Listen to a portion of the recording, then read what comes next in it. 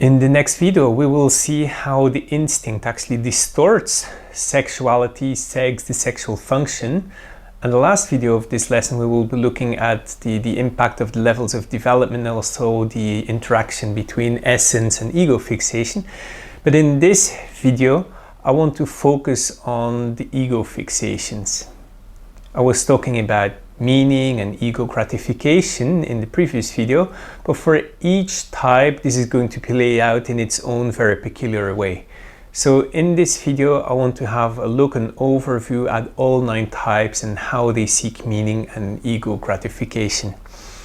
Now, of course, what I'm going to do in this video is very much a caricature, because you cannot think that all 5s are going to be the same. They're not all going to look for the same meaning, because it depends very much the combination with the instinct.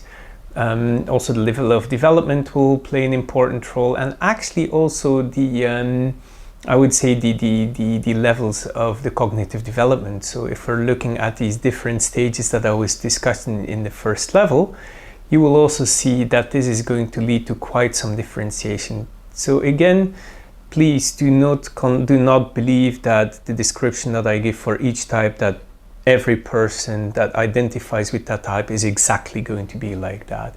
I just want to give you some kind of hint in order to help you explore the specificities that you or your partner or a friend of yours may be encountering. But I think that the most important is really to see the differentiation with the instincts, because sometimes the instinct can either enhance or create some kind of conflict with the distortion of the Enya type. So for example, if we're looking at the sexual 8, here the sexual instinct actually enhances the energetic qualities of the 8. What do I mean with that? Well, the 8 wants to feel alive, and also the sexual instinct is about feeling alive. So the sexual 8 is like the summum, the most active of wanting to feel alive. Maybe an example of a case where you see some kind of conflict, maybe the self-preservation 4, because type 4 is all about trying to find some kind of emotional, some kind of soul connection, whereas the self-preservation instinct, as we will see, is all about, it's more about the physicality, more about the physical experience. So there's really a contradiction here. From one side it's about the physicality, from the other side it's about some kind of mental state, some kind of mental connection in some kind of other dimension. So I will go through the 9 types, and I will start with the body types, and so we start with type 8. Now type 8 is lustful. Type 8 wants to live life to the fullest. And sexual energy is really the most powerful energy in life. And so basically sex is an arena, a way of expressing this very strong, big life force of energy. Sex is also a primal energy that can reveal our animal nature. So it's very much linked to testosterone. And there are some studies, some preliminary studies, and there's some kind of indication that type 8 may actually have higher levels of testosterone than the other types. And that would also very much explain this very strong sexual drive that you may find in type 8. So for type 8, sex is very much about the body. It's very physical, and it's less about an emotional or some kind of romantic connection. The other thing is that 8s are very lustful. They don't settle for less than what they want. And so 8s often have a problem understanding why people can be happy with a mediocre sex life or even with a bad sex life. I mean, they think like, why would you settle with 50% if you can have 100%? So there's a little bit of a danger here as well, because type 8 can as a result become very egocentric and very much focused on themselves. And it may also lead them to objectify their partner, and in extreme cases it may even lead to abuse. Now, what is very interesting and actually some kind of surprise to many is that you can actually also see something that's completely the opposite. Some 8s actually say that for them, Sex is a way to finally give up power and control. It's a way to finally be soft, to finally relax, and to allow their caring features to come up. And of course, you won't see this in all AIDS, but it's mainly more for the healthier AIDS. For them, sex is really a way for letting their hearts, for opening their heart and for letting their guard down. Now let's move to type 9. The main aim for sex for type 9 is to find some kind of blissful state, and blissful state of eternal love. Basically, they can use sex as a tool for self-narcotization, a way for self-forgetting, a way for numbing out, for disappearing, for losing themselves. Now, it's not that they want to disappear, it's not that they want to lose themselves, but it just happens. And actually, maybe some of you may be familiar with the Hungarian psychoanalyst Sándor Ferenczi. And I think he was a 9, because if you read his genital theory, he basically claims that the ultimate pleasure of sex is to be sought in the desire to return to the mother's womb and get back to this blissful state. I mean, it sounds very 9-ish, right? So basically, 9s are very much looking for a connection. They're looking for a state of unconditional love and union.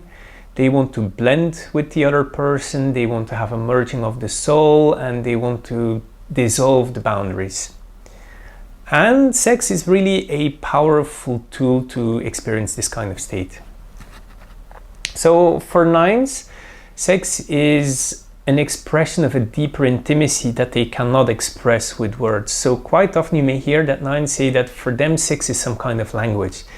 They may not be able to express their partner how they feel, but through sex they can somehow show it. They can somehow pass on this message. And another thing for 9s, or something that may be quite typical for them, is that many want to use sex as a way of feeling special to somebody, and also to be in flow, to be somehow in harmony, and also to open up to that person. Now, on the outside it looks as harmony and harmonization, but actually deep inside for the 9, it's actually a way to gain control. Now, there's a big pitfall with this blissful state, and quite often, instead of finding a blissful state, 9s are just escaping reality instead of interacting with it. Instead of finding this blissful state, they're just numbing out. So it's very much a paradox, right? Instead of really merging, they're actually just absent. They just disappear in the other.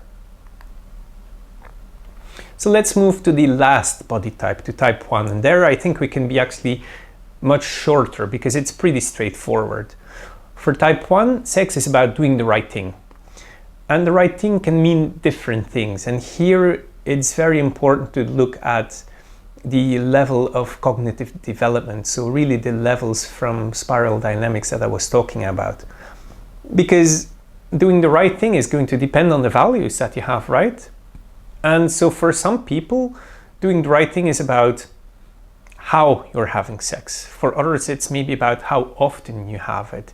For others, it may be about how you are pleasing your partner, how much attention you're giving the partner. It can be about how admissible are certain sexual acts that you are doing. Are you following the rules of what is allowed or what is considered to be sinful in sex? So really, you can have many people of the same type. You can find many people who identify as type 1, but their values or their standards about what is the right thing may be very difficult. But the key is, for type 1, sex is another tool to prove that they do things right, whatever this right may be. So now we have arrived in the heart center, or the emotional center, and we start with type 2. And I really like type 2 because it's probably the most interesting of all types when it comes to sex and sexuality. And you'll also see it when we go and study type 2 in more detail. Now, type 2 is a heart or an emotional type, and relationships are really at the focus of attention for them. Type 2 is always seeking connection. They're seeking closeness. And sex is actually a way to prove this closeness to them. So for them, sex is some kind of tool for breaking the boundaries and really to find this connection. And so basically, sex is a tool to generate or reaffirm the emotional closeness of the relationship they are in. Another important thing that is very peculiar for type 2 is that sex is not about the physical sexuality. For them, it's more about sensuality. They consider the sex to be something animalistic. Sex is something from the lower part of the body. Whereas for them, sex is more related to the heart. It's more about some kind of sensual feelings and love. And so it's very important to see that type 2 is very emotional about sex. Or for them, it has a very strong emotional meaning. But interestingly, and we'll talk about that later, is that type 2 is emotionally very absent in sex. So I was talking about the heart and love. So type 2 equates love and sex. So when a partner considers casual sex to be normal, this is most often going to completely shock type 2. They just cannot get it. It shatters their world, because to them, if a partner talks about the ability of having casual sex with somebody else, it completely devalues their own relationship. They believe that you cannot have sex outside of a relationship. They do not understand the concept of just having sex for the physical aspect of it. So 2s perceive sex as an indicator of the emotional state of the relationship. And so if there's sex, then they believe that this is some kind of proof that the relationship is good, or that if the relationship is not going well and there is sex, then they believe, well, it shows that the relationship is not that bad after all. So as a result of that, they may actually use or overuse sex in order to believe that the relationship is working. The relationship may not be working, but they may think that it is. So they may also use sex as a way of seducing somebody into a relationship, or to regain the person in the relationship. For example, when they are fearing that the partner may leave them, when a divorce or a separation may be coming, they may use sex as a tool of reaffirming this emotional component of the relationship. But the point is that in reality, for them, it turns out that sex is actually not an indicator of a healthy relationship, because they are using sex as a way of making sure there is a relationship. They use it if they are afraid of losing the partner. So it's not an indication of a good relationship. So if we're looking at it, actually, what does type 2 do? Type 2 uses sex as a test for the other person. It's basically to see, how close are you to me? How intimate are you to me? And even more important, can you actually surrender to me? If you're able to give up control and get an orgasm, if you're able to give up control and let me do in the bedroom what I want to do with you, that actually shows how much you love me, how much you care for me. So that leads to a problem. Type 2 is going to interpret the quality of the sexual experience as an indicator of how much the partner is into them. If sex is not good, or if they do not feel that sex is the way that they want it, they will perceive this not as some kind of difference of likes and dislikes, because they actually don't really understand that somebody else may not like what they like. But for type 2, basically, if the sexual relationship is not good, they're going to perceive that as, my partner is not into me. My partner doesn't love me enough. My partner is not willing to give me enough in the relationship. Now, the very interesting thing here is that whereas type 2 is seeking this surrendering of the partner, is seeking this openness and intimacy of the partner, type 2 is actually emotionally not present and is actually the one that is not intimate, not open, not able to surrender. And this is the very interesting paradox of type 2 that we will be talking about in much more detail later on.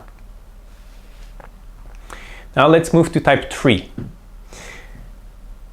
We all know that type 3 is looking for validation and admiration, and this is the same also in terms of sex. They can use sex as a validation from the partner, as some kind of admiration from the partner. It's an acknowledgement from the person that they desire.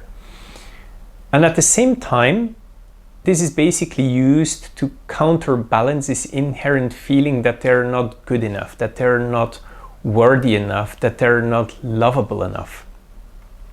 So basically, what they want is they want to counterbalance this negative feeling of themselves with some kind of good feeling. For example, if they know that they have the best sex life, then that's going to give them a very good feeling. Or if they know that they have not only better sex, but also sex more often than other people, it creates a sense that they're even better than others. But the pitfall of that is that sex just becomes some kind of performance for them, because they want to excel in what is pleasurable, in quantity, in skills, in the ability to provide an orgasm to the partner and so on. But in reality, for type 3, it's all about seeking emotional validation and feeling important to the partner. So it's very important to understand that for type 3, sex is just quite often about some kind of played image, and it's not necessarily an expression of the true inner feelings and desires. Now type 4. Last one on the of the emotional center. Now type 4 is looking for some kind of soul connection or a merger of the souls. And if there is no connection, then they just cannot enjoy sex. Now, of course, type 4, like any type, can just be drunk and have sex, but they're not really going to enjoy it, as some other types may be doing. So they need to have a connection before they have sex with somebody. And this connection can actually, it's not the result of some kind of true relating. This connection is very often just some kind of romantic idealization. They see somebody and they just know that this is the person that they've been waiting for. It's not based on a long getting to know each other. But the other side of the coin is that they can create this connection very quickly, but they can also lose this connection very quickly. They may get disappointed with the partner very quickly if the partner does not correspond to their expectations or romantic idealizations. And so basically, if the connection is gone, then they stop desiring the partner.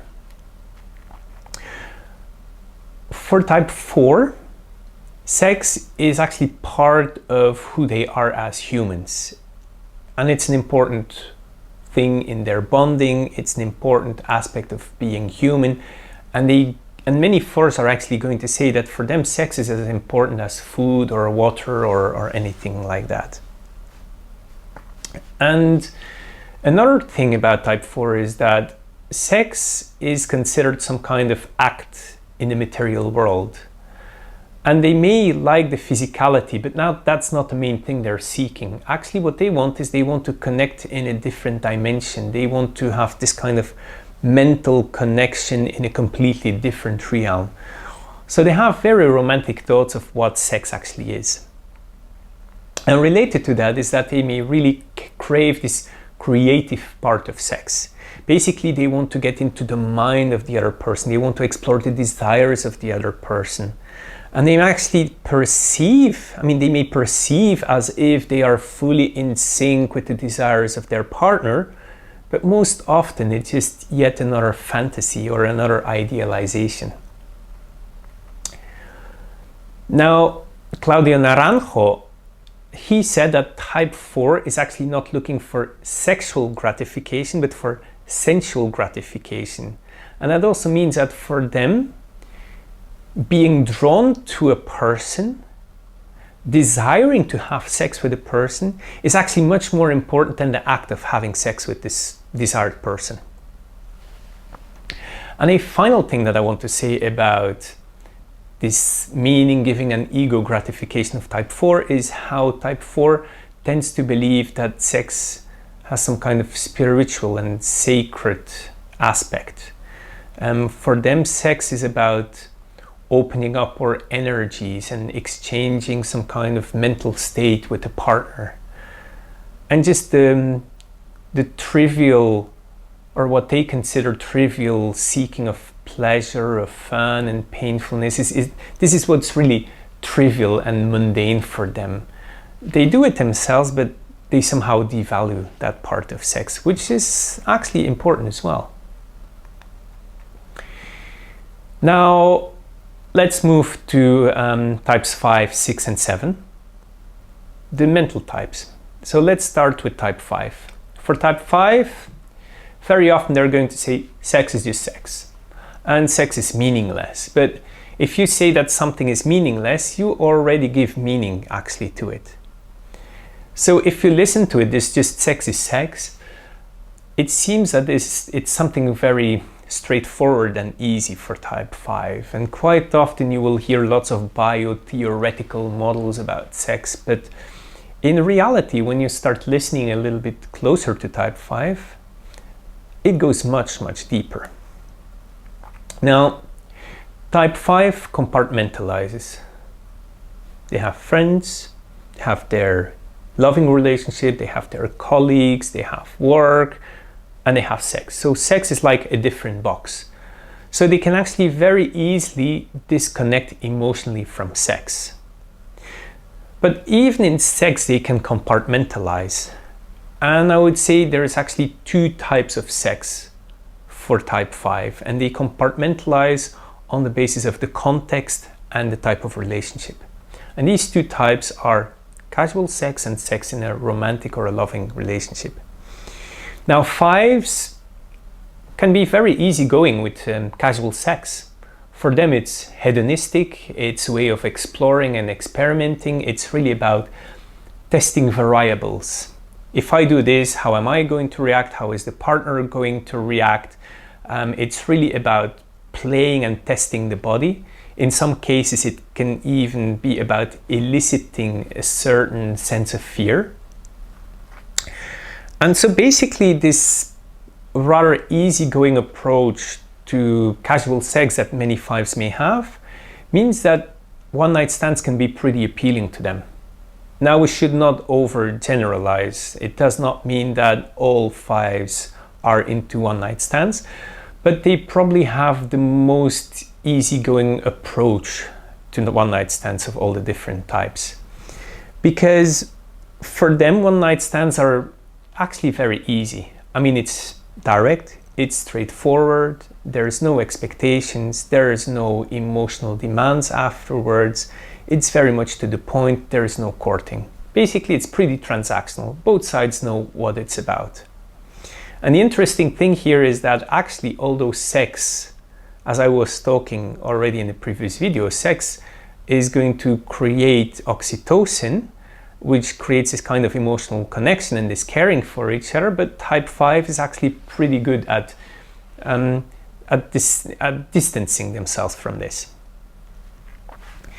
Now, the second type, or the second compartmentalized box of sex for type 5 is sex in a caring relationship. And there, they use sex as a way to feel safe, as a way to share something with the partner, but also to experience some kind of closeness with the partner. Because as 5s tend to seclude themselves emotionally, there can be some kind of sense of distance, some kind of gap with the partner. And they may use sex, they may use physicality as a way of bridging this gap. So they may use it as a way of creating some kind of even emotional connection with the partner. And so at the end, basically they can use sex as a way to amplify the level of comfort and security in the relationship.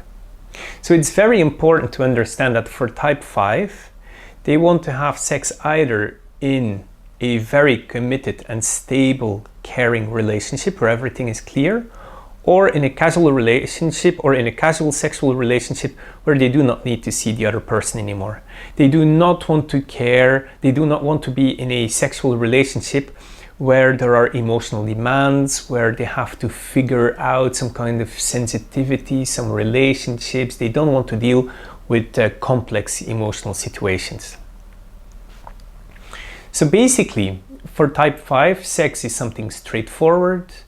Some 5s are going to say that it's a biological necessity. They may say that I have sex to keep the pipes working. So I may even just masturbate, get my orgasm, get it flushed out of the system, so it's no longer going to disturb me. They may also look at it in a very physical manner, in a very theoretical manner. They may look at that in a similar way like Masters and Johnson, who are studying the sexual response cycle. So they may also think that, oh, and now I have the excitement, and this is the plateau, and now I have the orgasm, and now I have the resolution. So it can be, and they can have very theoretical concepts about sex. Now, another thing, and we're getting to the end of type 5, is that for type 5, the sexual act often does not involve me. It's more about my body. So they can have the sense that if I'm having sex with somebody, nobody's actually going to get to me. So there's no merging at all. It's very different from types 9 or type 4. But there is one exception, and this is the sexual 5, because this counter type is very much looking for some kind of spiritual experience. For them, it's very much about merging. So the last thing that I can say about type 5 is that for type 5, which is living in their head, sex is actually a way to get into their body. Now let's move to type 6. For type 6, sex can be a way to find peace of mind, to find reassurance, to find predictability in life. And 6s are actually also very much looking for a connection. And it's not about just an emotional connection, but it's more about the reliability of the connection. It's more about the nurturance, about the promise of mutual care, about covering each other's back, about reliability and security of the relationship. And they have this sense that if I have sex with somebody, then I know that I can have the back of this person and this person can have my back. It's about being sure that there is some kind of partnership of equals. And so sex can actually be some kind of way of, maybe some kind of test, a test of trust, care, and reliability. If they have sex, basically they're trying to see, can I trust you? Can I rely on you? Will you be there? Are you going to do what I like, or will you do something I don't like? So in sex, they're also able to see if this other person is going to provide them the caring and the nurturance and even the protection that they may want. And so as a result of that, quite a few 6s are going to say that for them, it's not only the sexual act that is important, but it's also about holding each other. Quite some 6s will actually say that they like to be held by their partner because it gives them a sense of comfort and security. It gives them a sense of protection. So if we're looking at type 6, it's not about romantic ideas, it's not about the lust of the body or anything like that, but it's more about nurturance, more nurturance than eroticism actually. And also here, the sexual counter type is the different one because they may use sex as a way to feel empowered and a way to validate the relationship. So now we've come to the last type, which is type 7. And 7 just wants to have fun. They just want to play. And the famous sex therapist Esther Perel wrote that sex is one of the last places where we can still be playful like kids. And I think type 7 is the type that understands this like nobody else. Because for them it's just about being playful like kids and not having to think or worry about anything else. So for type 7, sex is very much about a pursuit of pleasure. They can even use sex in order to avoid conflicts, as a way of not having to deal with the difficulties of a relationship. They can use it as a way of avoiding difficult discussions that sometimes need to take place in a relationship. Now, what does playfulness mean? And there was a Dutch historian, Johan Huizinga. He wrote a book, Homo Ludens, the playing person. And he actually wrote that playfulness or play doesn't serve a purpose. Play is carefree and it's just unself-conscious. And this is very much the approach of type 7 in sex. It doesn't serve any other purpose than just play. It's not a matter of some kind of seeking something. They don't want to seek something in there. They don't want to actually give some meaning to them, to sex. But it doesn't mean that sex to type 7 is superficial. There is this kind of stereotype that 7s are superficial, but it's not true. And also in terms of sex, they're not superficial. They just don't want to think too much about it.